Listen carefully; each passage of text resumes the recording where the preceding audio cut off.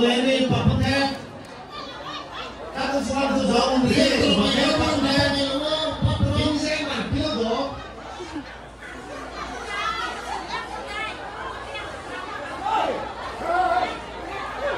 ready con ham ready con đây còn đây con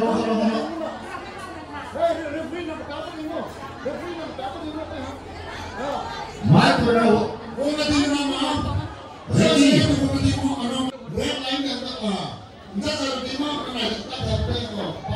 nếu còn là ready tôi khai nếu mà mình group này ready xong rồi ready tôi phải làm pick rồi đi ready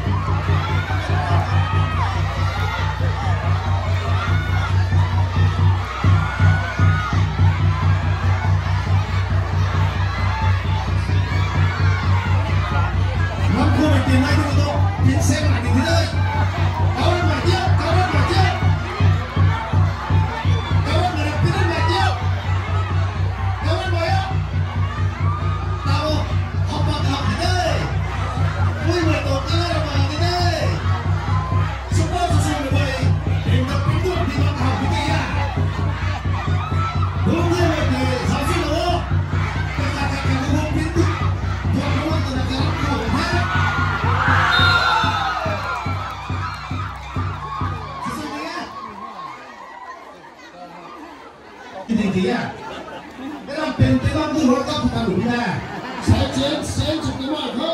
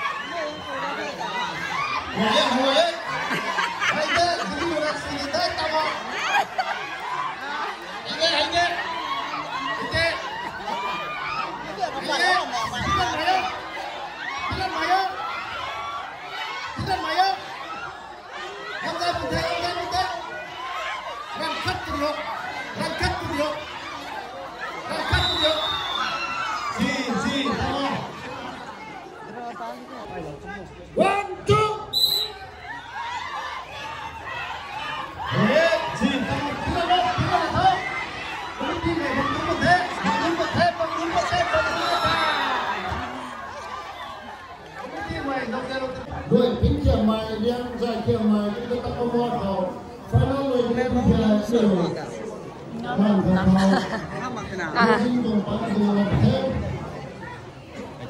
ban tại quân giả tại thành phố ban tại quân thuê ở Ninh Thái Thái Lan lâu lên chẳng thế our final match vào ngày nay Long Riang versus Jiribong Long Riang. Pindah putih.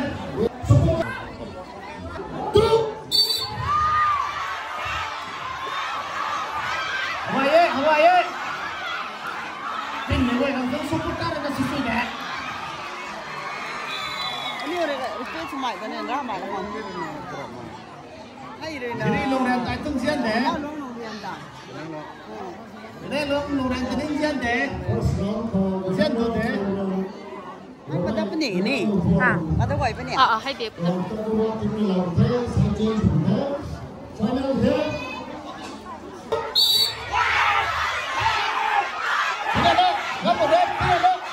Apa deh? Waktu kita ada. Ini buat sesuatu. Kita dong apa deh?